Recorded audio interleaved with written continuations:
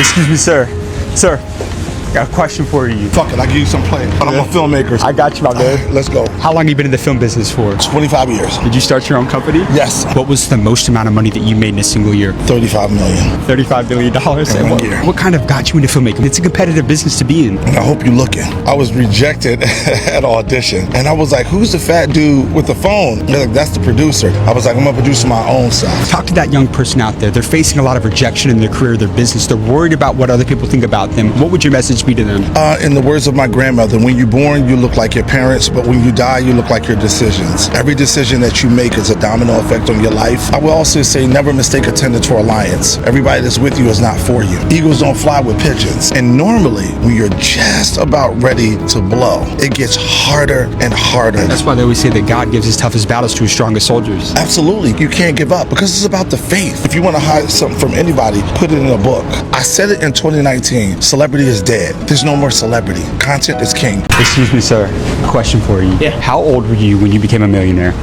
Oh shit.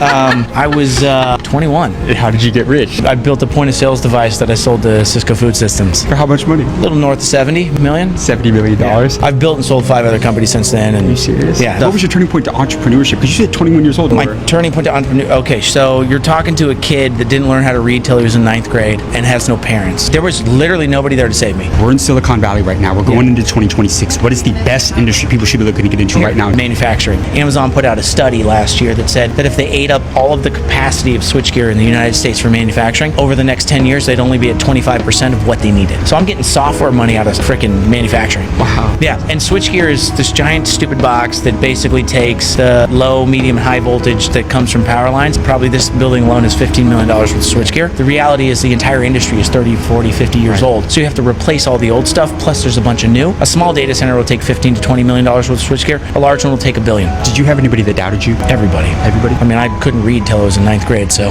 I fucking doubted myself. How did you overcome that though? So for me, it's always been figuring out, okay, here's a problem, here's a solution. How does it change people's lives? Because if it changes people's life, it can change your pocketbook. Excuse me, sir.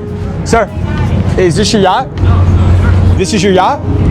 How did you get rich? What did you do to buy a yacht? No, I can't tell you. That's a secret. How much did this yacht cost? Over 40 million. What was the most amount of money you made in a single year? Close to $1 million a year. Are you serious? Yes. Can I interview you for what was your business? I am one of the largest e-commerce marketplaces in the world. As a $1 billion founder, what's the best financial advice you'd give to the younger generation? Save money. Nobody talks about saving money anymore. I didn't even have a ring from my husband until we could afford to have that same amount of money in the bank. So we saved. But you can't save your way to wealth though. No, but you know what? You can save and invest in yourself. If you have a dream, go for it. But you got to put blood, sweat, and equity into that. So you had to sacrifice a lot to build $1 billion. Oh yeah, I mean, at 18 years old I started. You know what I mean? I didn't go to Did you the come from a parties. rich family? Did you? No, my parents were poor. We didn't have any money. We never raised any capital. We did it on our own. It's crazy. We bootstrapped the company. We hired all my friends from school, and then that's how we started. Are you a good negotiator? It's one of my superpowers. I'm a great negotiator. That's how I always get what I want. What's your secret to negotiation? Be willing and ready to walk away. Don't let people know how much you love something. Did you ever walk away? Many a times. And then they called me back and said I could have it. You gotta be willing. Excuse me, ma'am.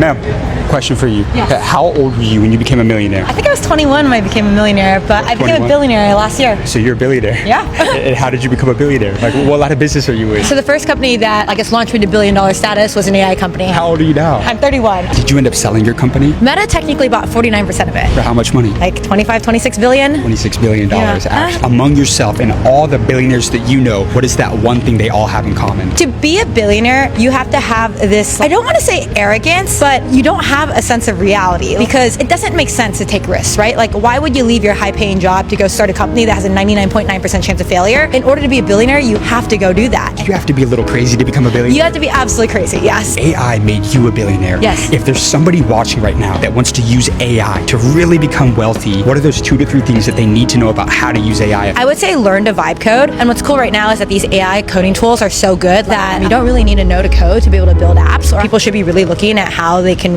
revolutionize industries with AI. So what was your superpower in business? So I would say the number one trait that any founder needs to have is sales. You need to sell to customers. You need to sell your employees every single day to stay at your company, because your best employees are going to constantly get multi-million-dollar offers. So sales is probably like the number one skill you can have after talent detection. As a billionaire, are you happy? I am probably one of the happiest people on this planet. Are you actually? Yes. Why are there so many depressed billionaires though? I think a lot of billionaires try to find happiness through material possessions, especially a lot of men, is that once they become a billionaire, they try to use money to like attract women. And I think one example is like I spent a massive amount of money at Coachella, and I think I'm the only billionaire who would have done that without like trying to get laid. Excuse me, sir.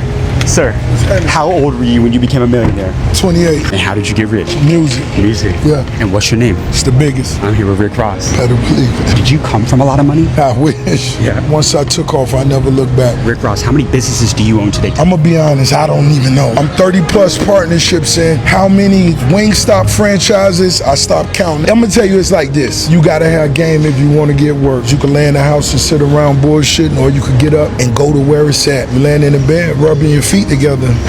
It ain't gonna happen. It's safe to say a closed mouth does not get fed. Nah, most definitely. What was the most amount of money you made in a single year? This is Ricky Rose. That's a lot of money. But you gotta realize I hustle hard. By the time someone see me online, I've been to 8 different countries. Did you have people that doubted you when you started out? Believe it or not, there's people that still doubt me. Why? That's just come with the game. Why don't you listen to them? I never listened to them. That's why I made it. You talk about one of your rules is you never leave money on the table. Tell us that concept. Well, you might have a store, and in your store, you may sell this shirt for $10. You may have someone that work right across from you come into the store, and they only have $7 today, but they really want the shirt. I got you. Give me the 7. You're gonna take the shirt, and when you got the 3, come back and see me. So we don't leave any money on the table here. We can't. If me and you died tomorrow and you had one last message to leave with the younger generation, what would that be? Man, you gotta make sure you understand you gotta wake up, go and get it. Well, I never thought I would be a millionaire. Once I became a millionaire, I never imagined that I could make $1 million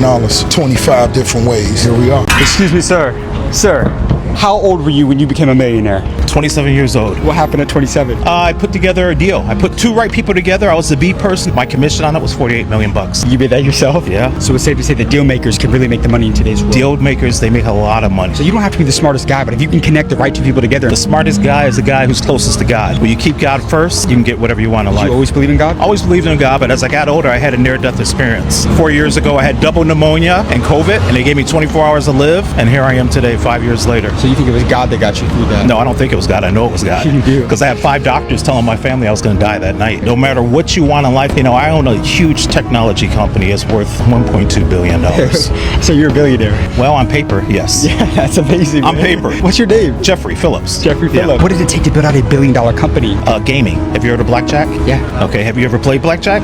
Yeah. You know blackjack with the bonus round? You put up money there? Yes. I own all the patents to those. Are you kidding So me? when you play and lose, I get paid. But that's a lesson in itself right there, because patents, if you own the patent, you can make a lot of money. If you own the patents to anything, you can make a lot of money. You don't have to work. How do you get the patent though? That's where God comes in. I was in Vegas. I had a TV show that I was on for 2 years, and somebody recognized me, and they said, oh my gosh, I was just at home watching your TV show. I meet with this person. She tells me her dad has these patents. Over 2 or 3 years, I meet with her father who owned video poker. He says, listen, I've got these patents for this new version of blackjack. I end up buying it from him, and here we are today. To build that gaming company, did people think you were crazy? People still think I'm crazy. They do. Are you crazy? A little bit maybe? Yeah, of course. Did you ever go broke? Of course. Are you kidding? I'm a black man from Buffalo. I was born broke. But you made it all back. I make it all back, and if I lose it again today, I'll make it back again. How old are you now? Just turned 58. If me and you died tomorrow and you had one more guiding principle to leave with the younger generation, what would that be? Believe in God.